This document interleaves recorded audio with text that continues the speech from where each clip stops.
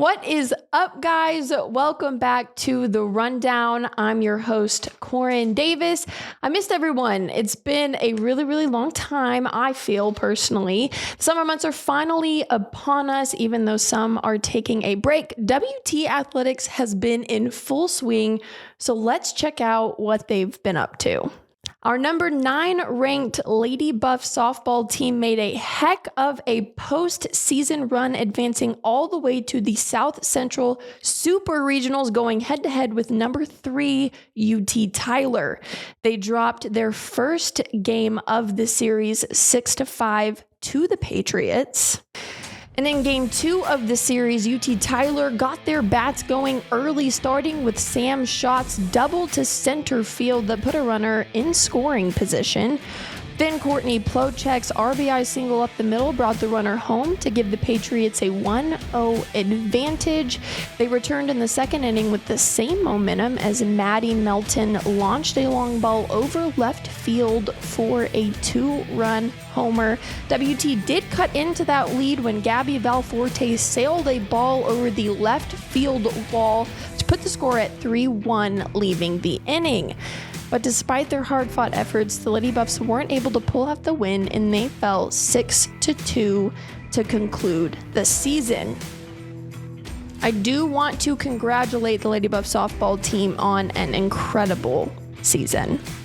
Our men's and women's track and field team is headed to the NCAA Division II Outdoor National Meet following a very successful few weeks.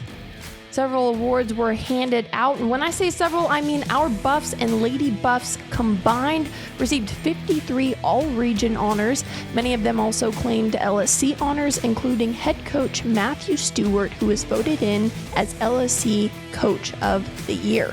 The women's team remains in the top spot, and the men sit number 2 overall. Please be sure to tune in and cheer them on as they fight to bring home the gold. Driving over to golf, the number 7 ranked Lady Buff golf team reached the NCAA quarterfinals, just falling short to number 6 ranked Henderson State 3-2. This was another team that was so much fun to cover. Congratulations on an extremely successful season. I want to backtrack to track for a moment and talk about 2 very special guests we had that had a very special story that they graciously shared with us. We had Olympian Ben Azamati and Coach Elorm in the studio. Take a listen to what they had to say. Okay, so WT track season is about to wrap up, but you guys have some special plans. You're about to head out to Ghana, and you have this tradition each time you go. Talk to me about that. Well, we have a very good track season this year, and we are heading to the national. Yeah, I'm looking forward to it. I'm anticipating it. Yeah, Ben was in Ghana. We organized the first edition of the Junior Olympics through our club, Legon Creative Athletics Club. That's something that never happened in Ghana before, but we organized the first one, and we gathered kids, about 300 kids across Ghana to come to Kumasi. That looked like a center of Kumasi, and they have fun, they enjoy themselves. The aim of the Junior Olympics is, when you look at Ghana in general, we don't have a way that kids develop like how it's in the US. Here they have the kids athletics, high school games. It's not something that is regular. So Ben having to get to the university before performing at the highest level, we came together and said, like, look, we need to bring the kids out so that by the time Ben is fading out, we have a lot of athletes that will be representing our country. Now, don't you bring used spikes and cleats over to Ghana as well to give to the kids at this camp? Well, Ben did something iconic on the first edition. He awarded the most outstanding athlete his first running spikes that he used here at WT to break the record. He awarded it to one of the top athletes that we identify. But the thing is, we are using our own money for everything. We don't have any sponsorship or anywhere. We don't have any spike from anywhere to give to the kids or anything. But we are hoping that in the future we are able to have those things to give back to those kids back home. What does it mean to both of you guys to be able to give back to your community in that way? It feels special. I mean, I didn't get the opportunity to, compete against my mates when I was at a younger age. I was introduced to soccer, which we want to change the narrative. We want the kids to, fall in love with the sport at a very young stage, compete amongst themselves and see how it's like, competing against your age group. So just the main aim is just for them to fall in love at a very younger age, which I didn't get the opportunity. So it's a way of just giving back and, making them know that there's a career side soccer, which is like the main sport in Ghana. So yeah, that's just the main goal, for them to love track and field at a very young age. What about you? Yeah, the same thing. Myself, growing up, I grew up in a fishing community that when you have 10 kids over there, only 2 of them can make it through their education, and I happen to be one of the lucky ones. We have 2 things. It's either you go to school or you go for fishing, which right now there's no fishes in the sea. So I think I use sports as a route to liberate my family from poverty, and I believe that sports, the career side of sports, is one thing that I am looking at. Right now, Ben is a professional athlete. I believe again that we have a lot of kids in Ghana that are better than Ben, but it's just that they don't have the opportunity. So we are trying to create that opportunity for them. Okay, so Isaac Bozio has wasted no time making a name for himself. He's already a very highly decorated athlete. What has it been like to work with him?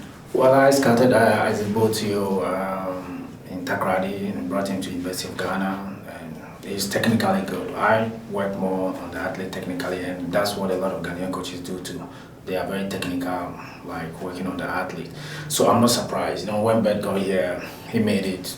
They have a very good program. We have a very good program here at the WT. So there's no way any athlete will come from Ghana or any part of the world to WT that is not going to run fast. So I'm not surprised how fast Isaac is running. Yeah. He has Ben to look up to, like you said. Ben, what have you been doing for training? I know we're all wondering. We love to keep up with you. You're so exciting and fun to watch. I'm just working on a couple of things. The 100-meter races, you have a lot of things to put together to make a perfect race. So those are the things that we are working on. So for the first part of my season, I'll just go to Europe to, run like 5 races just to get a race shape before Budapest for the World Championship. Awesome. Well, we're looking forward to watching that. Lastly, before we wrap up here, what can the Kenyan community or the Amarillo community do to help you guys in what you do in Ghana before you head out? Well, this is on us, Ben and I, and some the athletes that I brought here. That they took some few dollars out of their stipend to help, because that's what brought them here. In spring, I brought about 6 athletes here to the US, and we bring in 3 more are coming to WT in fall. So what we need is running spikes, running shoes, and any support from anywhere to organize this competition so that we have a lot of champions, and we can use this sports, Legon Creative Athletics, to combat poverty in Africa and in Ghana. It's awesome what you guys do. And best of luck to both of you guys as you head into next week and on y'all's trip. Thank you. Goodbye. I love it. It was a pleasure getting to sit down and chat with those two and hear their story and the impact that they've made in Ghana. They're heading out June 1st, so we're really excited to see what they continue to do. Before we head out, if you haven't already, please go follow us on Twitter, Instagram, and Facebook at WT The Rundown. And if you're watching this on YouTube, please be sure to like, subscribe, and hit the bell. One last reminder, please be on the lookout for extra content, including Coffee with Coaches, as we progress through this summer. That's all for this week's episode. I'm Corinne Davis, and you're watching The Rundown.